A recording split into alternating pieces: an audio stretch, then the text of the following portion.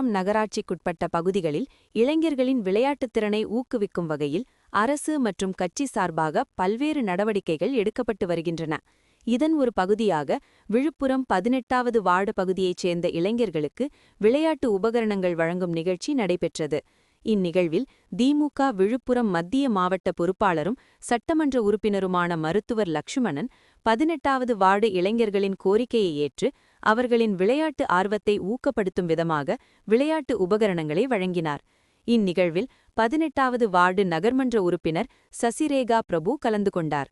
இளைஞர்களிடையே உரையாற்றிய சட்டமன்ற உறுப்பினர் லட்சுமணன், இளைஞர்கள் படிப்போடு விளையாட்டுத் துறையிலும் கவனம் செலுத்தி உடல் நலனை பேணிக்காக்க வேண்டும் என்றும், திறமைகளை வளர்த்துக் கொண்டு மாவட்ட மற்றும் மாநில அளவிலான போட்டிகளில் பங்கேற்று வெற்றி பெற வேண்டும் என்றும் வாழ்த்தினார்.